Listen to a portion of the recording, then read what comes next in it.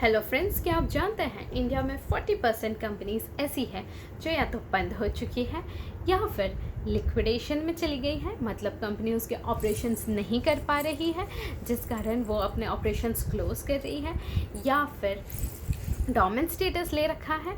मतलब कि अभी उनके पास कोई इंटेलेक्चुअल एसेट है जिसे वो होल्ड कर रही है और फ्यूचर में यूज़ लाने वाली, या फिर 2 साल तक एनुअल कंप्लाइंस नहीं किया है, या फिर स्ट्राइक ऑफ हो चुकी है।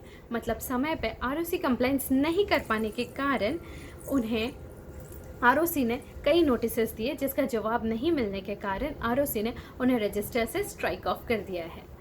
फ्रेंड्स, मैं सीए शालिनी सोमानी आज डिस्कस करेंगे उन बाकी 60% कंपनीज़ के बारे में जो एक्टिव तो है, लेकिन जिनमें से कई सारी डिफ़ॉल्टर कंपनीज़ हैं, या फिर जिन्होंने केवाईसी कंप्लीट डायरेक्टर्स की नहीं करी है, और उन्हीं के लिए खास CFSS 2020 स्कीम इंट्रोड्यूस करी गई है। पिछले वीडियो में मैंने CFSS स्कीम के बारे में बताया था, कुछ डिटेल्स शेयर करी थी कि ये स्कीम किसके लिए बेनिफिशियल है और इसकी वैलिडिटी कब तक है।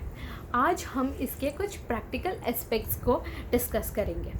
ट्रेड के अलग अलग सेक्टर्स से रिप्रेजेंटेशंस आने लगे थे MCA को कि जिस तरह से डायरेक्ट टैक्स में विवाद से विश्वास स्कीम निकाली गई थी, इनडायरेक्ट टैक्स में सबका विश्वास लेगेसी डिस्प्यूट रेजोल्यूशन स्कीम निकाली गई थी, उसी तरह से कंपनीज और LLPs को भी एक मौका मिलना चाहिए वापस फिर से नई शुरुआत करने का, जिसके तहत MCA ने ये स्कीम इंट्रोड्यूस करी।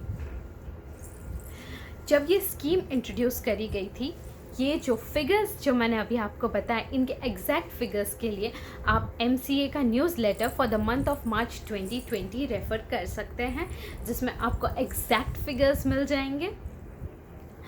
इसमें आगे बढ़ते हैं। ये स्कीम जब आप प्रैक्टिकली लागू करने जा रहे हैं, तो आपको पता है लॉकडाउन में आप लोगों के पास ना तो घर में प्रिंटर्स अवेलेबल होंगे, ना ही ज़्यादातर चार्टर्ड अकाउंटेंट्स के घर में प्रिंटर्स अवेलेबल होंगे।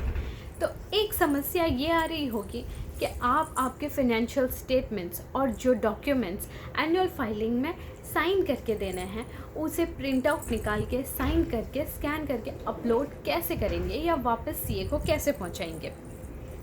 तो फ्रेंड्स, इसका बहुत इजी आंसर है। जिस तरह से इंस्टीट्यूट ऑफ चार्टर्ड अकाउंटेंट्स ने चार्टर्ड अकाउंटेंट्स को ऑडिट रिपोर्ट डिजिटली साइन करने के लिए अलाउ किया है, दैट इज़ थ्रू DSC, उसी तरह से आप भी अपने डॉक्यूमेंट्स DSC से साइन कर सकते हैं। इसके अलावा मैं आपको बता दूं, इसमें पेनल्टी का एग्जैक्टली क्या बेनिफिट है। जो मेन 3 फॉर्म्स हैं, उसमें से 2 फॉर्म्स हैं AOC 4 MGT 7, जिसमें आप एनुअल फाइनेंशियल स्टेटमेंट्स फाइल करते हैं। ये फॉर्म की 1 दिन की लेट पेनल्टी है ₹100। तो ज़रा सोचिए फ्रेंड्स कि 200 रुपये अगर आपके दिन के लग रहे हैं सिर्फ ये 2 फॉर्म्स में, तो साल भर के 365 दिन में 200 रुपये से मल्टीप्लाई करें तो आपकी पेनल्टी हो जाती है करीब 73,000। ओके फ्रेंड्स, नेक्स्ट अगर बात करें फॉर्म ADT 1 की, जिसमें आप ऑडिटर अपॉइंट करते हैं, तो उसकी फ़ीस शेयर कैपिटल के हिसाब से चेंज होती है। यानी अगर आपका share capital within 1 lakh to 4,99,999 के बीच में फॉल होता है, तो आपके लिए फॉर्म ADT 1 की फ़ीस है 300 रुपीज़। और अगर आप लेट होते हैं तो जितने दिन लेट होते हैं उतनी गुना पेनल्टी बढ़ती है। जैसे कि अगर ये फॉर्म फाइल करने में आपको 6 महीने से ज़्यादा लग जाता है, डिले हो जाता है, तो ये फॉर्म की फ़ीस 12 गुना हो जाती है। यानी कि 300 रुपये का फॉर्म अगर 6 महीने तक नहीं भरते हो, तो ये 300 रुपये का फॉर्म आपको 3600 रुपये में पड़ता है। तो टोटल फ़ीस अगर मान लेते हैं आपने सिर्फ 1 साल का डिफ़ॉल्ट किया है, तीनों फॉर्म्स को मिला के आपकी फ़ीस 76,600 हो जाती है। और इसी के सामने अगर हम ये स्कीम की बात करें कि ये स्कीम में आपको कितनी फ़ीस लगेगी, government fees specifically, not professional fees, तो 3 फॉर्म के 300 रुपये अगर हम जोड़ें तो 900 रुपीज़ में आप अपनी कंपनी को कंप्लाइंट कर सकते हैं।